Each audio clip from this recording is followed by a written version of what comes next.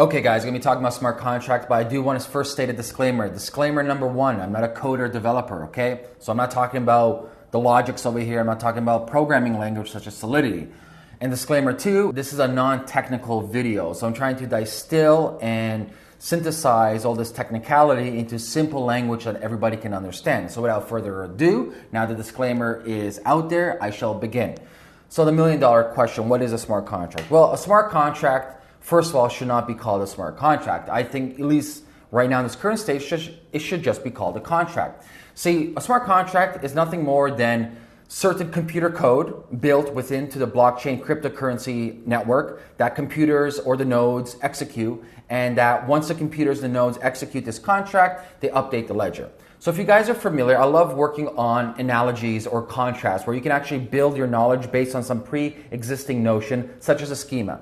So for example, when we talk about smart contracts, let's first relate to something that you might be well aware of already. So in marketing terms, we use something called automation, where certain tasks are executed once something is reached or once something is triggered. So for example, in email marketing, when somebody goes through your funnel, certain laws exist where if a person enters their email, they receive email 1. If they open up email 1, they receive email 2. If they open up email 2, they receive email 3.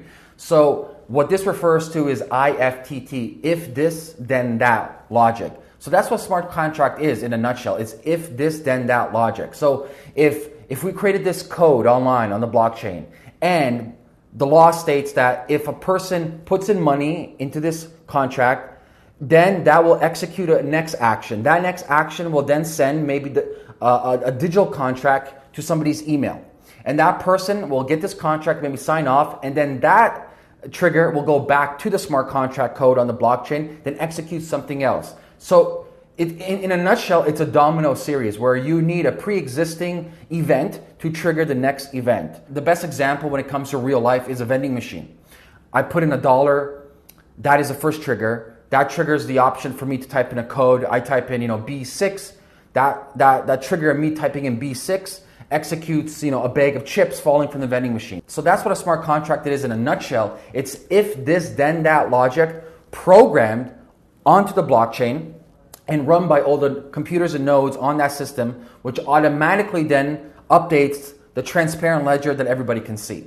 Okay? I hope you understood that. If I got anything mistaken, please comment below. So let's kind of continue beyond that, because what's the big deal? So what? It's a pre-written code on the blockchain that can execute a bunch of different actions, such as keeping money in it on an escrow or executing a contract to buy something. So I'm going to give you examples of why this might be really amazing when it comes to real life examples. And let's talk about two examples that probably everybody has gone through, or three examples that everybody has gone through in one form or the other. Number one is buying a car. Number two is buying a house. And number three is, say, renting a condo or renting a house. Number one, you want to buy a car. How does that work? Well, either you go online, you find a car, you go to the dealership, and you guys are going to haggle for the price. You get a price. You got to go to a bank, and the bank's going to draft you maybe a guaranteed check. You take that guaranteed check back to the dealership. They have to clear that check. The check is cleared. You got to sign a bunch of paperwork, the ownership, the title for the car ownership, and finally you get the car. So the process takes a while, maybe takes a couple of days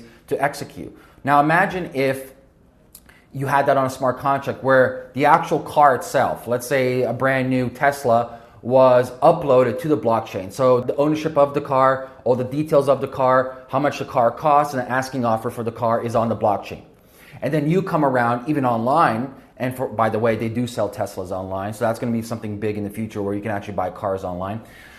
So you go online, you see this Tesla, and you're like, wow, this is amazing, all the details are there, it's on the blockchain, so you know the information is correct, and they're offering, let's say, $40,000 for the car. So the traditional way, as I just mentioned, is going to the bank, going through this process, signing paperwork, going back and forth and taking a while. However, what you can do is, since it's on the blockchain, they have a smart contract in place where you can actually execute order in real time.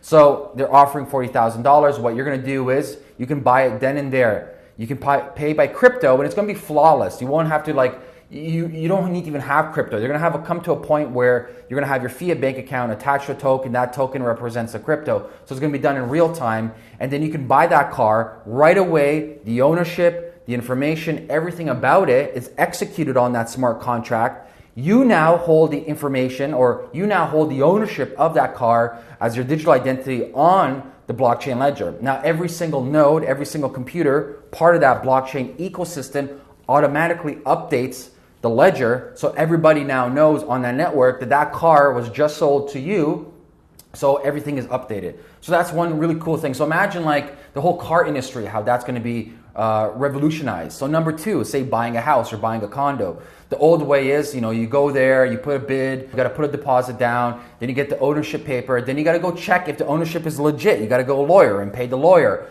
to sign off to make sure there's no liens against the house, to make sure that this is the actual authentic ownership paper of the house. Then you got to go back, then you got to go bank, then try to go get a mortgage. So the whole process is very long, very convoluted. Now imagine instead of that, same thing like the car, where the house originally was uploaded to the blockchain with the ownership confirmed, making sure there's no liens against the house, full transparency.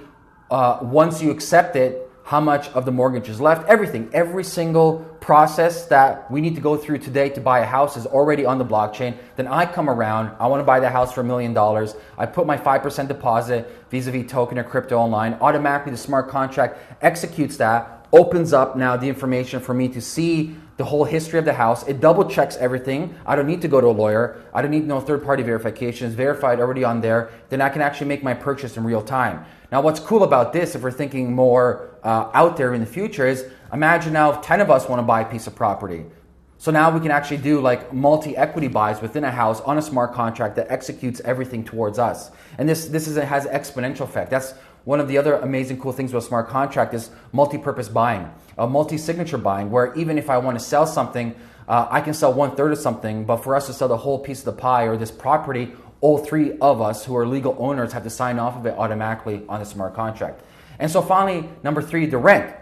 So whether you are a tenant or a landlord, there's always problems on both ends. Doesn't matter what party you're talking to. Now imagine if you're a landlord, you have a lot of, and I've gone through this process myself, you have a lot of issues with collecting money from some people. It's just fact of reality, and vice versa. Sometimes as a tenant, your landlord is garbage, treats you like shit. He's the landlord slum and the place is horrible. So there's issues on both ends. But imagine you are a landlord, and as opposed to trying to collect, say, a check every month or even cash every month, or maybe you have it on the Visa, etc. Imagine having your contract, your actual monthly rental contract on a smart contract where it automatically takes a token or crypto off of that tenant of yours into your own digital wallet. And what's cool about this is as a tenant that pays on time with the smart contract, especially on the blockchain, you can actually create something called digital identity with social credibility. So the more that that individual is trustworthy, paying on time, being a good tenant, their social credit rises. And if their social credit is good, that is a lot of leverage. That individual can get better credit or get better loans. That individual might even get a reduced cost when it comes to rent because he has never faulted or she has never faulted on any rent for the last 2-3 years. So there's a lot of possibilities when it comes to the smart contracts that way. So to kind of summarize in a nutshell, a smart contract is just an agreement between a couple of multi-parties online that can be automatically executed on a transparent blockchain using whether tokens or cryptocurrencies, and you can actually involve multi-parties all at one time.